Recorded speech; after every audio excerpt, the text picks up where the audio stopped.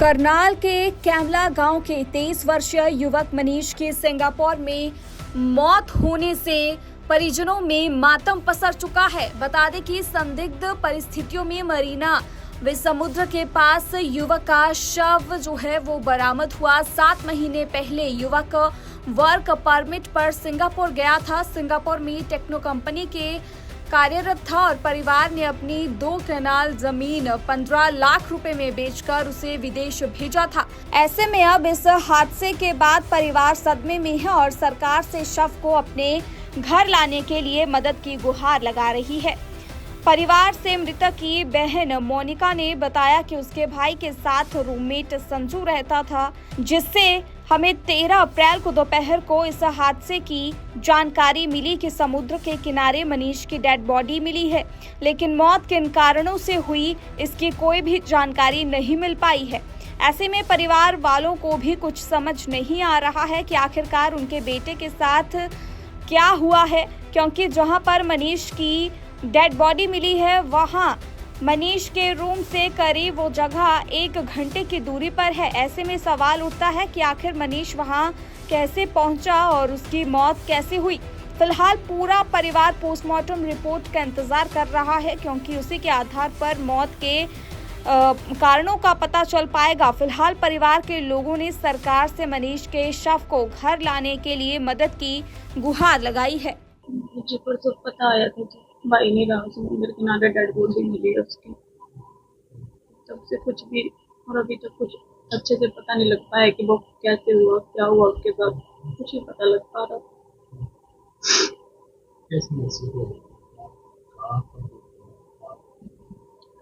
शनिवार को मम्मी के साथ बात हुई थी उसकी, तब सब कुछ सही था, कुछ दिक्कत नहीं लग रही थी कहीं से भी। तो उसके बाद सिर्फ हमारे पास अगले दिन फोन आया कि ऐसे ऐसे करके मनीष की डेड बॉडी मिली है। तो बस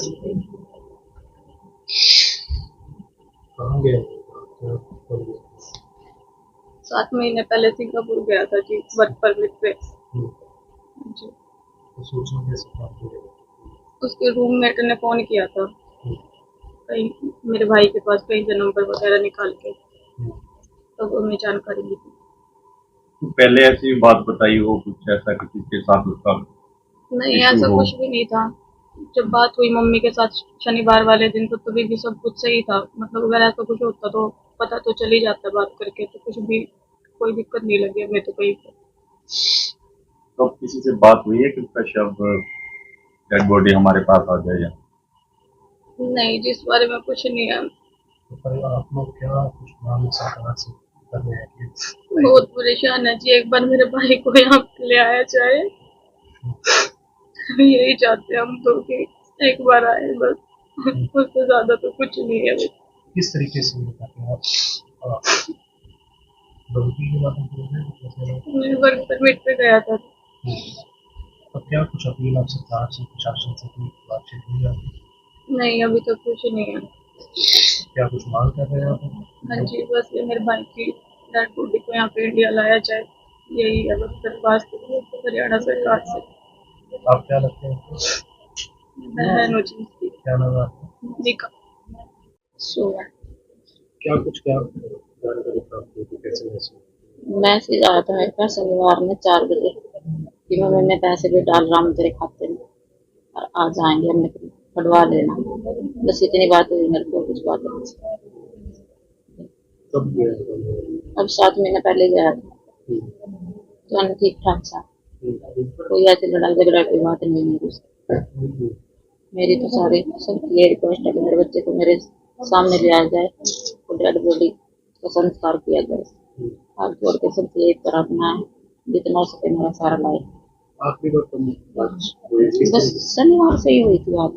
क्या बातचीत हुई थी? बस यही बात हुई थी कि मैं पैसे डलवा रहा हूँ, डलवा देना, उससे ज्यादा कोई बात नहीं। जी कितने पैसे लगा के गया था मनीष? और 15-16 लाख रुपए लगे।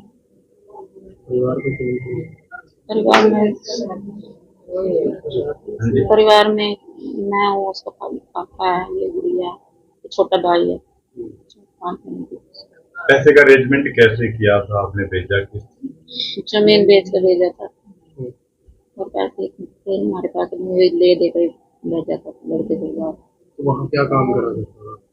ये दिहाड़ी मजदूरी और क्या, इसलिए कुछ नहीं। तो सरकार से कोई अपील कर रहे हैं? हाँ, फिर ये है कि हमारा लड़का हमारे पास आ जाए, जितना हो सके हमारा सारा लाए। किसी से कोई बातचीत हुई हो जहाँ आपके विधायक हैं या किसी और से, किसी एमएलए से बात हुई? एमएलए वगैरह से जो वही है क्या कुछ बोला? कल्याण से ही है कि जितना हो सके हमारा सारा लाए और लड़के को ज्यादा से ज्यादा दिया गली पे आ जाए। आपका नाम? सोमन 2 बरसाल आ गया था जी, वो तीसरी बार भेजा था मैंने। और वही काम कर रहा था कंपनी में, कोई कंपनी होगी जी, मैंने तो ये भी नहीं पता। वैसे उनको भी आदमी है जी, मैंने अगली बात करी तो सवेरे इन पर बच्चों का फोन आया 9 बजे। अब वो लड़का अपना भाई है जो हमारा भैया, वो कंपनी है चाचा, और ना कंपनी में आया। मैंने लगा भाई कल का वो है कि मैं पता कर दूंगा तो उसका। तो ये फोन कर दे रहे जी तो 12 बजे लगते इनका मतलब कोई बातचीत हो कुछ नहीं। तो 12 बजे पूछा निकला बिना दिक्कत में बात दिक्कत अच्छा कुछ मैं कहा सका भाई मैं क्या बताऊँगी। तो फिर 2:30 बजे फोन आया जी इन्होंने बच्चों को जी, और बोले उसकी रोजात मिली वहाँ उसमें समुंदर में जी पता चला जी। समुद्र में नहाने गया था, कैसे गया था कुछ ये नहीं पता जी, वहाँ से यूँ दूसरा लड़का रहा नहीं इसके साथ में जी, उससे नहीं बोल रहा कि मैं बात करता हूँ फोन पर। तो दोबारा वहाँ आया पहुँचा नहीं जी, शाम में 9, 9:30, 10 के बीच की बात होगी। कितने पैसे लगा के भेजा था, कुछ जमीन वगैरह बेची थी क्या था? ऐसे तो इस पर 15-16 लाख रुपये लगा दिए मैंने 3 बार में जी।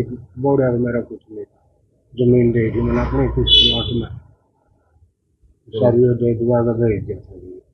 कोई बातचीत हुई प्रशासन से कोई? मेरी से तो कोई बात नहीं है, वो कल्याण साहब आते रहे थे जी घर पर मेरे जमीन पर भी गए तो मैं करूँगा तो मतलब जैसा क्या आप क्या मांग कर रहे हैं? मांग तो ये जो कुछ करेंगे वही करेंगे जी। मैं तो ये चाहूँ मेरे लड़के की नौकरी है। डेड बॉडी है? हाँ डेड बॉडी भी आ जाए, एक ही बच्चा है जी करने वाला तो वही था जी घर का, और कोई करने का वाला नहीं है, मेरे को बनता नहीं है जी। कई साल से मतलब दिक्कत से रहते हैं। ये एक छोटा लड़का है जी, ये स्कूल साल में हो गया जी। लड़की है वो इससे बढ़िया शादी से कर दी थी उसकी, वो भी करती है जी हमारा। क्या नाम? भीम सिंह नाम था जी।